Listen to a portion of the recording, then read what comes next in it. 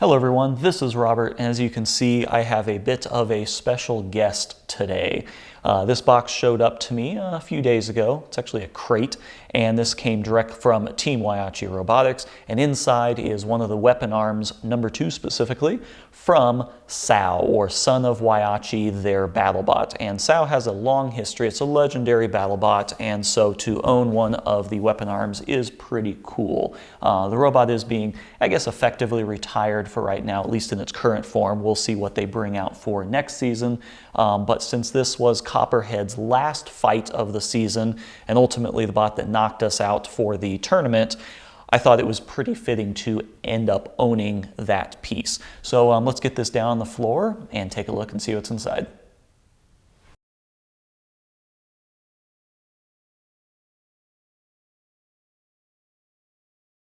So here is the crate, and this is not really how it showed up. I was going to do some kind of like parody of an unboxing video, you know, taking my time and taking the whole thing apart, but it actually showed up to me just like that. UPS had probably damaged this crate in some way. It showed up to me with this completely detached, and the arm was actually backwards, and I'll show you why I think that, but pretty much everything probably just fell out of it, and they just kind of threw it on my doorstep like this. So, you know, good job, UPS. But anyway, if I take the lid off, there we go. So there is what's inside. Team Whyachi was kind enough to throw in some nice little headshots, I guess, little signed pictures of Son of Whyachi, Falcon, and Hydra, which I thought was pretty cool. These did get damaged when everything got knocked out. Kind of fun to see these line up perfectly with the bolt holes on the arm. They're going to send me some new ones, which I thought was pretty nice of them. But yeah, just when everything flew out or got knocked around, they got a little bit damaged, but still pretty cool. And then there's also a bunch of stickers in here. We've got Team Whyachi, we've got the Sao sticker, a couple of those, more Whyachi, and then of course the Utter Gun sticker, the fabled Utter Gun sticker. For those of you that aren't familiar, Team Whyachi, I guess their parent company, if you want to really call it that, is Westar, I think is the name of it. And they make kind of food processing and, you know, farm equipment basically for, you know, slaughterhouses and stuff, I guess. Correct me if I'm wrong. But Utter Gun is one of their products, which is exactly what the name implies. So yeah, pretty interesting. But they have a lot of access to machine shop and manufacturing, so that's why they build such beautiful robots. One final thing that I wanted to show that I thought was kind of funny is this picture of Falcon has these two little plugs out of it. It's actually embedded inside the crate. So this was probably thrown or something like that, and the arm slammed down so hard that it actually punched these pieces of paper into the crate, which I thought was pretty funny. So yeah. So here is an up-close look at the hammer, the arm, whatever you want to call it. So this might give you a little bit better idea of sense of scale. If we want to put this on the internet, we of course have to use the banana. So there is your banana for scale. I do have something a little bit more useful, which is a tape measure. So if we look at it here, we're about 29 inches to the very end. The hammer at the end, it's about 8 inches from face to face. And overall, we're probably about 3 or 4 inches tall off the ground. There is some pretty interesting angle and geometry on this. When I lean over on the side, you can see that. I did weigh this off camera, and this whole assembly as it sits is about 32 and 10 ounces, so just under 33 pounds. And I'm doing this in pounds for any of you metric people because this is a BattleBot, so it's 250 pounds, so it's just kind of easier to equate the math together. But about 33 pounds for this, and since this has half of 2 of the tie rods, which a total of 3, this kind of represents, you know, 1/3 of the entirety. So this with 2 others would equal somewhere around about 100 pounds worth of spinning mass, not including the hub or the whatever they want to call it over here that holds everything together. So yeah, pretty substantial amount of weight on this.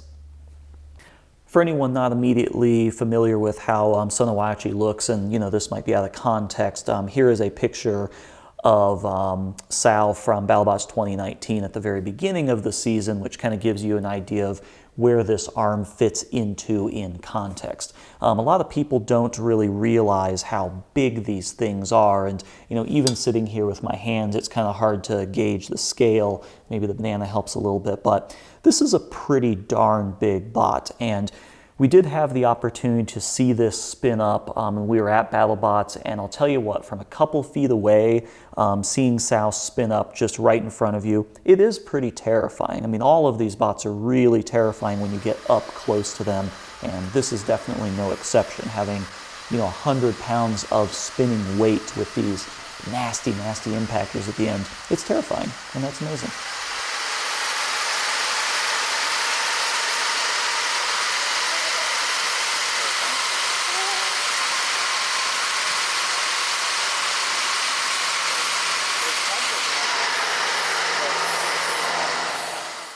So here's a closer look at the arm kind of on its side, and you can see a little bit of the construction details here. It looks to be a lot of pieces that are just kind of all welded together. We've got these top gussets, top and bottom gussets, the internal channel here. This is all hollow channel. And then you have the attachment holes at the end, and then you see you have all these welds that weld the whole thing together. And the tie rods, which I thought were kind of interesting, is this whole bolt assembly is actually at an angle because, it hangs down kind of like a canopy like that. So you have these interesting spacers right there and right there that are angled to accommodate the angled bolt. So that's actually pretty complicated. It'd be hard to get all that just right. And then you can see this big piece of damage right there. Now this damage I tried to find in the video. It's really hard to see, but it looks like when the match started, this wasn't here, but at the end of the match, this was here. So I'm pretty sure this happened during the Sawblaze match. I think they confirmed it. I'll see if they have any more information on this, but it looks like Sawblaze did this, and you can even see some green paint on the inside right there, which is definitely the color of Sawblaze. The other interesting thing about this is the actual impactors or the hammers. You can see that they have a profile like this and then a profile like this. So it definitely is kind of like a meat tenderizer type thing, and these are in fact solid. This is a solid piece that bolts on here, and I think, yeah, it goes all the way through the bottom. So there's bolts all the way through the bottom, and these pieces are welded on to the top and bottom to support that hammer. So yeah, it's pretty well built and very stout. It's kind of just interesting to see the construction details. It looks kind of simple on TV, but when you look at this up close, there's actually a lot of work and a lot of interesting geometry going on. In terms of material, these tie rods, as you can see from the rust on the end of them, these are steel. So these are steel tie rods. This is definitely steel at the end. The hammer is steel, and I think this might be steel, but yeah, this is definitely titanium. So this whole arm is titanium, which is pretty cool, and you can also tell by the coloration in some of the welds. So they tried to keep this arm itself as light as possible, put all the weight at the end, and then obviously steel tie rods. The other fun thing that I found is this one is a normal thread, lefty loosey, righty tighty, and this one is the other way. This is a left-hand screw, and that makes a lot of sense because if you have these splayed out like that and you have it both right-hand threads, you'd never be able to thread it in. As you're threading one side, it would unthread the other side. So, I was kind of curious about that, how they got these tie rods in. One side is a left-hand thread and the other side is a right-hand thread. And yep, you can see there's a little 2 on this one. There might be, I don't know if the number might be worn off on this one, but I bet each one of the ends is numbered and they know which one's a left-hand screw and which one's a right-hand screw. So yeah. So let's take a closer look at the damage. I'm going to take off these tie rods and kind of give you an idea what they look like on their own.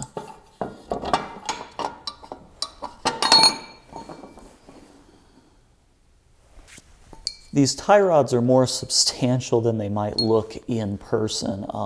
It's about 1¼ inch outer diameter, so it's 1¼ inch thick, and then I think it's somewhere around 0.8 inner diameter, somewhere around there. It's kind of hard to tell with the threads and everything. But these appear to just be steel. I don't know if it's 4140 or something like that, but some sort of steel. And if you look here, you can see where Sawblaze hit. Sawblaze is the one that cut both of these in half. And in the video, if you watch the video, it just kind of comes down and chops it and just kind of snaps right in half. But this is a very substantial piece. I mean, this is heavy on its own, in its own right. So the fact that Sawblaze could come down and just lop these in half is really impressive. I mean, this is some pretty substantial wear here, and that's just what's amazing about BattleBots nowadays, is just the amount of damage that they can do just in a blink of an eye. The last thing I wanted to show is just this little stress fracture that goes all the way along this arm. SAO is not a new robot, and I don't know how often they rebuild this, if this is a new arm, an old arm, or if they have to constantly fix the welds, but there's this crack that kind of starts here and goes all the way along the edge, and you can see it continue, keeps going, keeps going.